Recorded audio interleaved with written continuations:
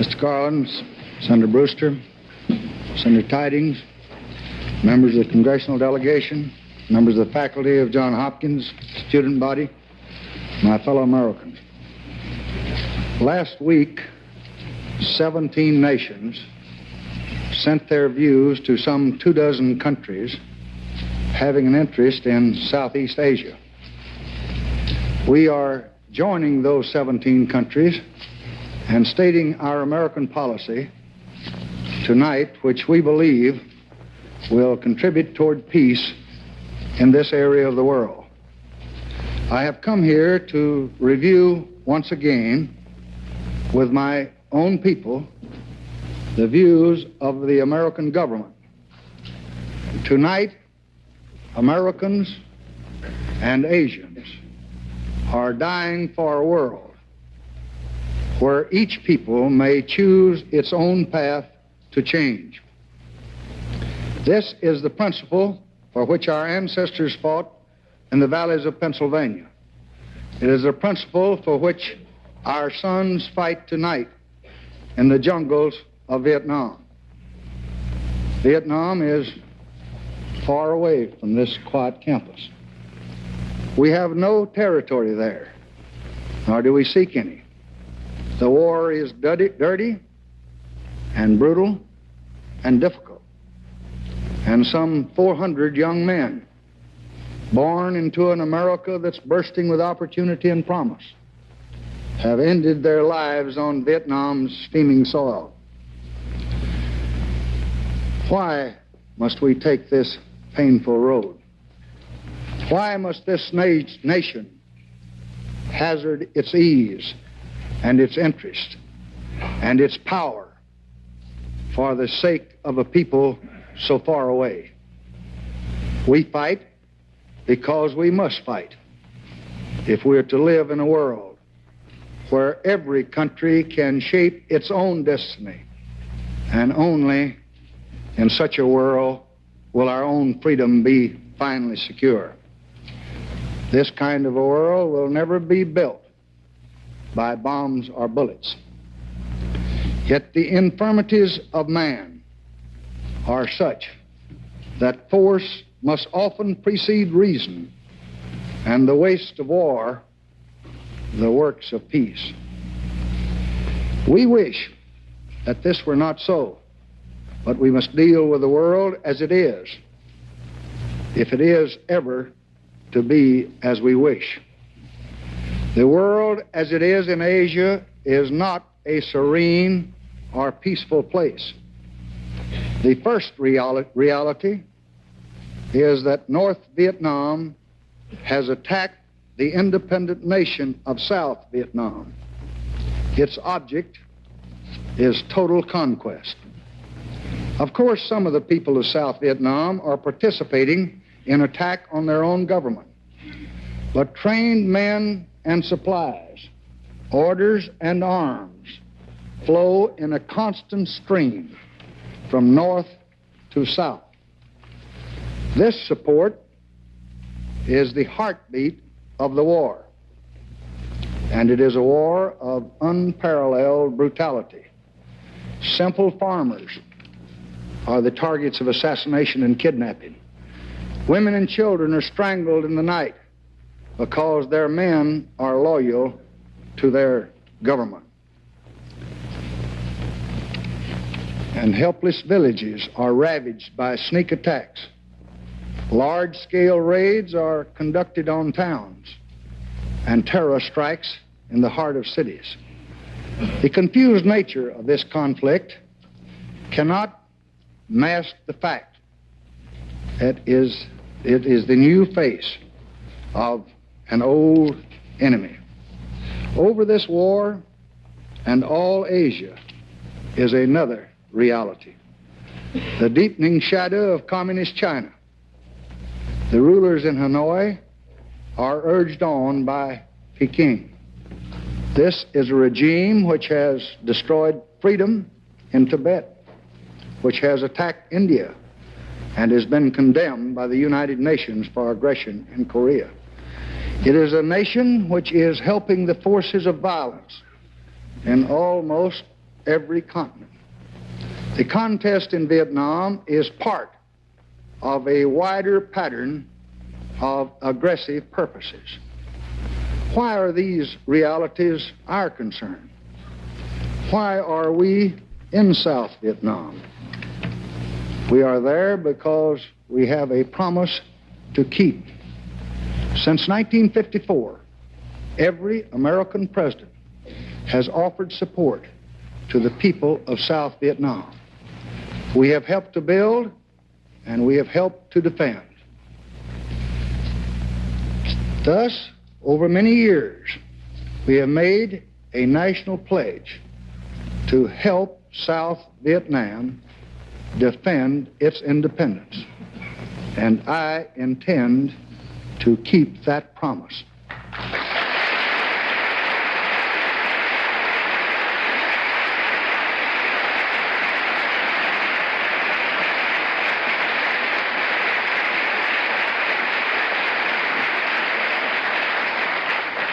To dishonor that pledge, to abandon this small and brave nation to its enemies, and to the terror that must follow, would be an unforgivable wrong.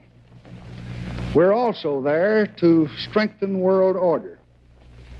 Around the globe, from Berlin to Thailand, are people whose well-being rests in part on the belief that they can count on us if they are attacked. To leave Vietnam to its fate would shake the confidence of all these people in the value of an American commitment and in the value of America's word. The result would be increased unrest and instability and even wider war. We're also there because there are great stakes in the balance. Let no one think for a moment that retreat from Vietnam would bring an end to conflict. The battle would be renewed in one country and then another. The central lesson of our time is that the appetite of aggression is never satisfied. To withdraw from one battlefield means only to prepare for the next. We must say in Southeast Asia, as we did in Europe, in the words of the Bible, "Hitherto shalt thou come, but no further." There are those who say that all our effort there will be futile, that China's power is such that it is bound to dominate all Southeast Asia. But there is no end to that argument until all of the nations of Asia are swallowed up. There are those who wonder why we have a responsibility there. Well, we have it there for the same reason that we have a responsibility for the defense of Europe. World War II was fought in both Europe and Asia, and when it ended, we found ourselves with continued responsibility for the defense of freedom. Our objective is the independence of South Vietnam and its freedom from attack. We want nothing for ourselves, only that the people of South Vietnam be allowed to guide their own country in their own way.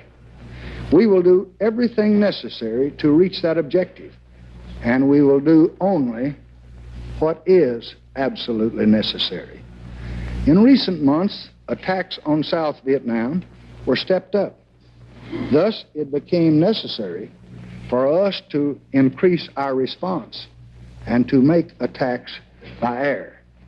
This is not a change of purpose. It is a change in what we believe that purpose requires. We do this in order to slow down aggression. We do this to increase the confidence of the brave people of South Vietnam who have bravely borne this brutal battle for so many years with so many casualties. And we do this to convince the leaders of North Vietnam and all who seek to share their conquest of a very simple fact: we will not be defeated.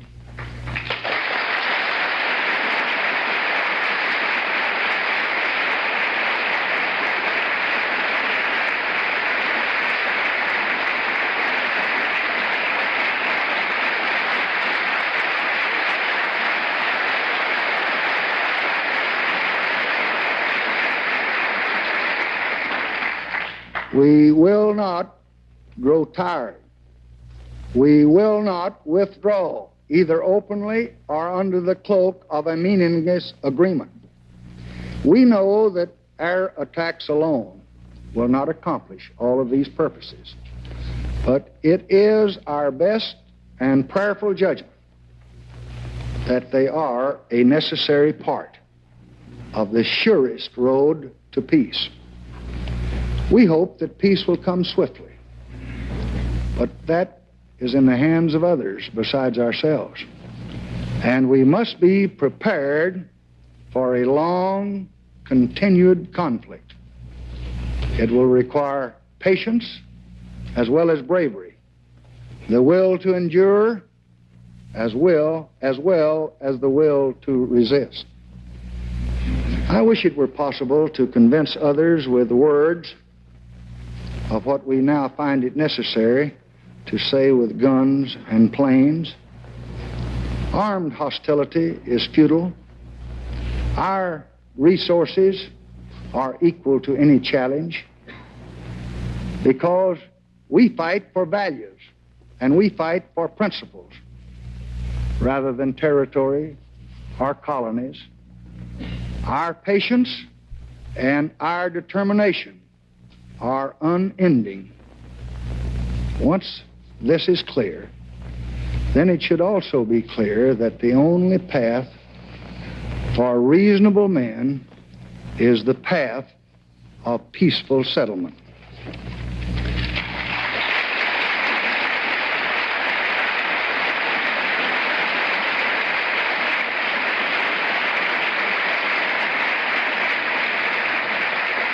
Such peace demands an independent South Vietnam, securely guaranteed and able to shape its own relationships to all others, free from outside interference, tied to no alliance, a military base for no country. These are the essentials of any final settlement. We will never be second in the search for such a peaceful settlement in Vietnam.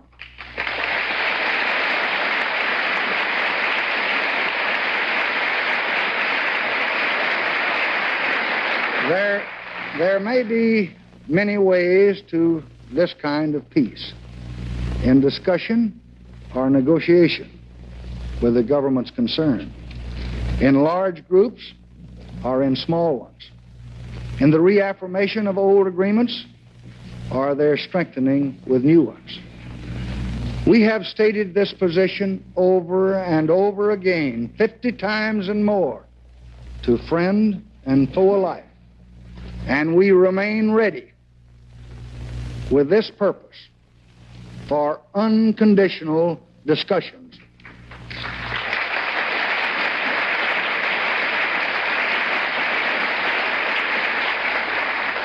And until that bright and necessary day of peace, we will try to keep conflict from spreading. We have no desire to see thousands die in battle, Asians or Americans.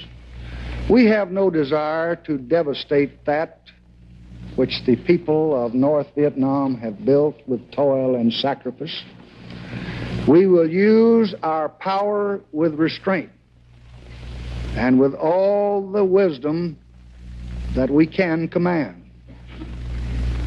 But we will use it. This war, like most wars, is filled with terrible irony. For what do the people of North Vietnam want? They want their neighbors what they want. their neighbors also desire. Food for their hunger, health for their bodies, a chance to learn, progress for their country, and an end to the bondage of material misery. And they would find all of these things far more readily in peaceful association with others than in the endless course of battle. These countries of Southeast Asia are homes for millions of impoverished people. Each day these people rise at dawn and struggle through until the night to wrestle existence from the soil. They are often racked by disease, plagued by hunger, and death comes at the early age of 40. Stability and peace do not come easily in such a land.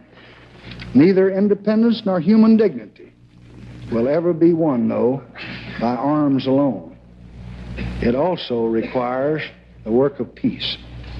The American people have helped generously in times past in these works, and now there must be a much more massive effort to improve the life of man in that conflict-torn corner of our world.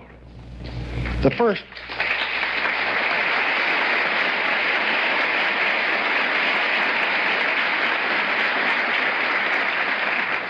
first step is for the countries of Southeast Asia to associate themselves in a greatly expanded cooperative effort for development. We would hope that North Vietnam would take its place in the common effort just as soon as peaceful cooperation is possible. The United Nations is already actively engaged in development in this area, and as far back in 1961, I conferred with our authorities in Vietnam in connection with their work there. And I would hope tonight that the Secretary General of the United Nations could use the prestige of his great office and his deep knowledge of Asia to initiate as soon as possible with the countries of that area a plan for cooperation in increased development.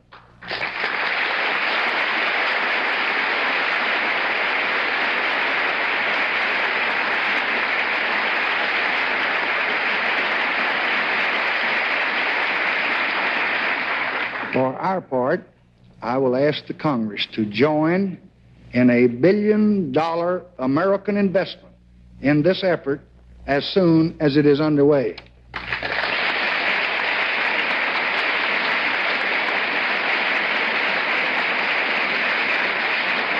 And I would hope that all other industrialized countries, including the Soviet Union, will join in this effort to replace despair with hope and terror with progress. The task is nothing less than to enrich the hopes and the existence of more than 100 million people. And there is much to be done. The vast Mekong River can provide food and water and power on a scale to dwarf even our own TVA. The wonders of modern medicine can be spread through villages where thousands die every year from lack of care. Schools can be established to train people in the skills that are needed to manage the process of development. And these objectives and more are within the reach of a cooperative and determined effort. I also intend to expand and speed up a program to make available our farm surpluses to assist in feeding and clothing the needy in Asia.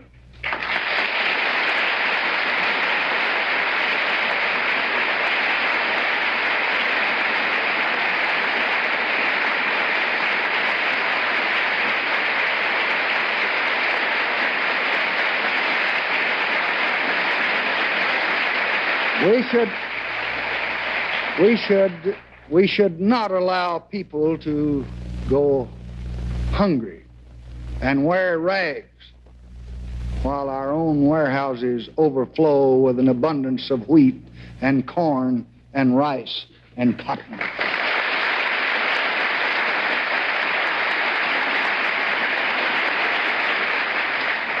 So I will very shortly name a special team of outstanding, patriotic, distinguished Americans to inaugurate our participation in these programs. This team will be headed by Mr. Eugene Black, the very able former president of the World Bank. In areas that are still ripped by conflict, of course, development will not be easy. Peace will be necessary for final success. But we cannot and must not wait for peace to begin this job.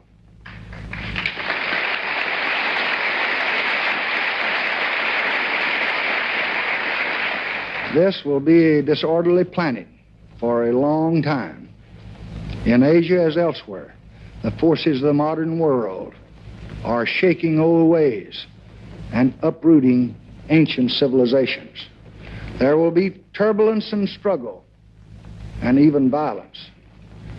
Great social change, as we see in our own country now, does not always come without conflict.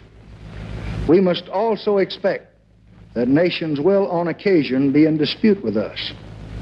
It may be because we are rich or powerful, or because we have made some mistakes, or because they honestly fear our intentions.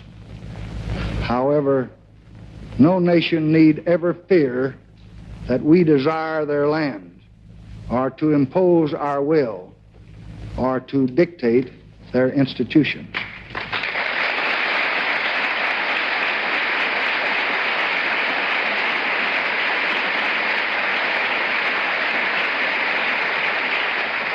But we will always oppose the effort of one nation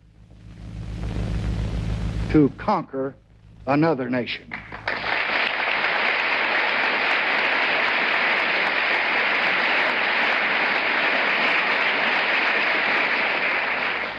We will do this because our own security is at stake.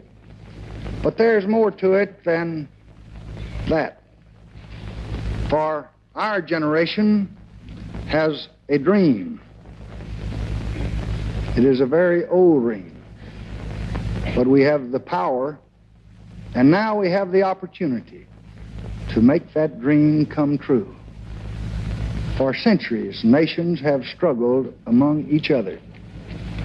But we dream of a world where disputes are settled by law and reason, and we will try to make it so.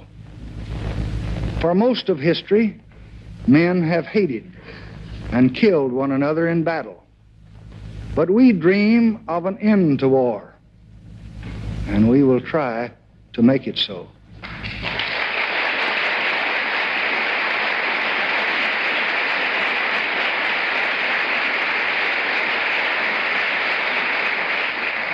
For all existence, most men have lived in poverty, threatened by hunger. But we dream of a world where all are fed and charged with hope, and we will help to make it so.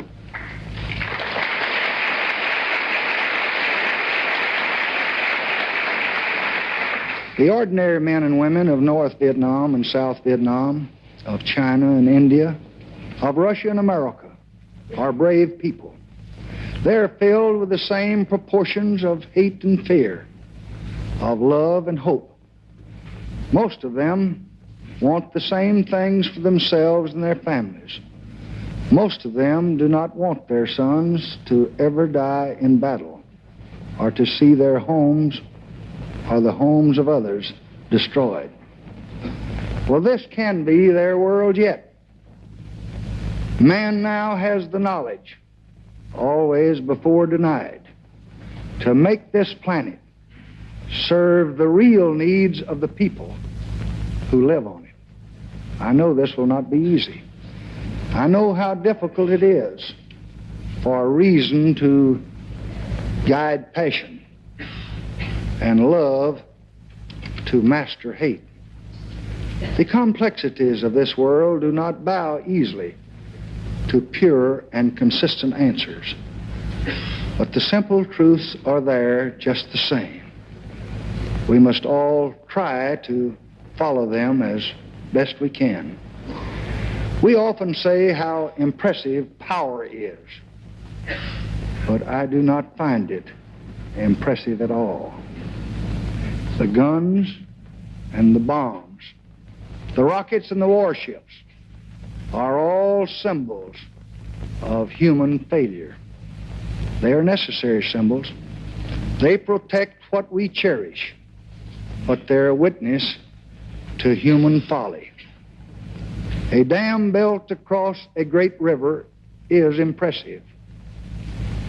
In the countryside where I was born and where I live, I have seen the night illuminated and the kitchens warmed and the homes heated, where once the cheerless night and the ceaseless cold held sway. And all this happened because electricity came to our area along the humming wires of the REA. Electrification of the countryside. Yes, that too is impressive. A rich harvest in a hungry land is impressive. The sight of healthy children in a classroom is impressive. These, not mighty arms, are the achievements which the American nation believes to be impressive. And if we are steadfast, the time may come when all other nations will also find it so. Every night before I turn out the lights to sleep, I ask myself this question: have I done everything that I can do to unite this country? Have I done everything I can to help unite the world, to try to bring peace and hope to all the peoples of the world? Have I done enough? Ask yourselves that question in your homes and in this hall tonight. Have we, each of us, all done all we could? Have we done enough? We may well be living in the time foretold many years ago when it was said, "I call heaven and earth to record this day against you, that I have set before you life and death, blessing and cursing. Therefore choose life, that both thou and thy seed may live." This generation of the world must choose. Destroy or build, kill or aid, hate or understand. We can do all these things on a scale that's never dreamed of before. Well, we will choose life. And so doing, we will prevail over the enemies within man and over the natural enemies of all mankind. To Dr. Eisenhower and Mr. Garland and this great institution, Johns Hopkins, I thank you for this opportunity to convey my thoughts to you and to the American people. Good night.